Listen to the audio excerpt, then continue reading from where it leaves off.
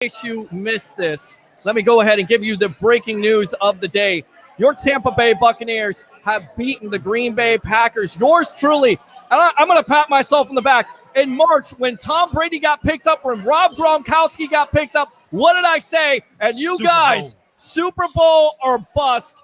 That's right. I'm your host, Peter Blake of the Sports Web. I'm not Max Kellerman. I'm not Stephen A. Smith. I'm not Skip Bayless. I ain't any of those guys. I'm here on Bucs Report, and I'm here for you. Oh, your Tampa Bay Buccaneers have re-signed Mr. Lombardi Leonard Fournette to a one-year deal, $3.25 million. He can get up to $4 million with incentives. So, Bucs fans, what do you think?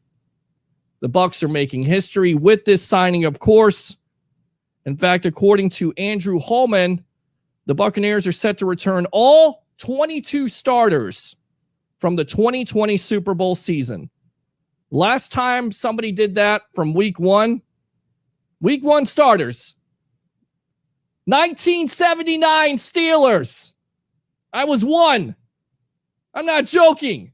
Blake, host of the Sports Web on WTAN 106.1 FM, 1340 AM, the only FM sports talk show in the Tampa Bay area on Saturday afternoons. And the Tampa Bay Buccaneers. What a game, Peter. What a game. 2-0. They beat the Philadelphia Eagles, not 24-21, 27-21. I'm here with Leo Haggerty of Night Sports Productions, former coach, scout, and now media member. And again, the story has been the last 2 weeks, Ryan Fitzpatrick, 27 for 33, 402 yards, 4 touchdowns. All right, I got to ask you, Doug, thanks a lot for your time here on Bucs Report. What do you think about Tom Brady's season? 40 touchdowns, 12 interceptions.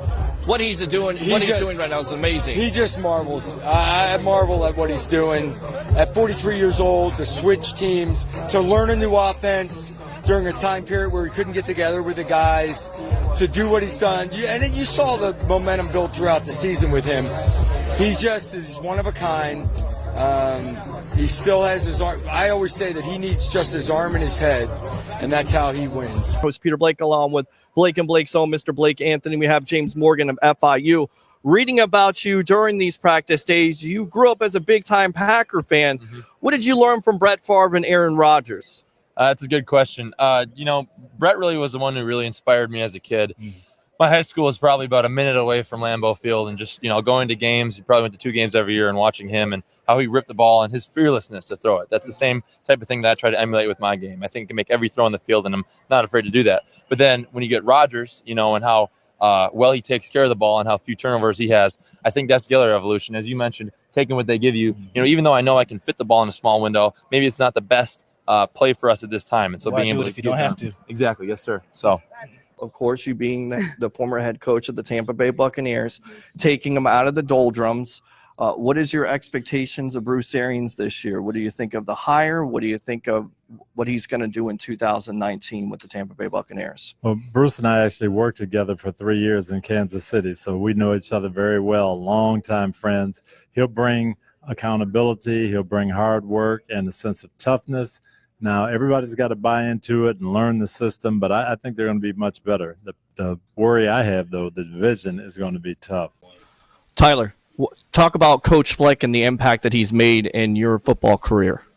Coach Fleck is a heck of a coach. Him being able to be around the receivers because he played receiver in the past, and just it's basically like having 2 coaches in one room. Coach Fleck and Coach Simon. If one doesn't say something, the other will say it, even better or something like that. So being able to just hear and be around him all the time, know and understand what he's doing and why he's doing it has definitely been helpful. Tyler, I'm a general manager of an NFL team. Tell me why an NFL team should draft you. Hard worker. I love my community, and I just love doing what I do, so something as simple as that. But I'm just thankful for every opportunity that I get, and I'm going to continue to change my best each day. Coached in the NFL with the Tampa Bay Buccaneers, what would you tell another NFL team where Johnson's going to the next level? What would be some of the things that you would tell besides what you just said? Well, he sure is consistent. And people say, hey, big-time players make big-time plays in big-time games, 12 catches, 204 yards, 2 touchdowns, and everybody's going to look at that game. Every NFL scout, every NFL wide receiver coach, every GM, every president, every owner is going to watch that game. That's the one they're going to watch. They're going to watch that one. They're going to show some others. They're going to show the big ones, the ranked teams. And look what he just did. I mean, he's going to be a great asset to any program. He works really hard. He's a team guy. He's a culture guy. And he's unique. And he's trained in a very unique program and culture. And the best advice I gave him is be you and be the culture.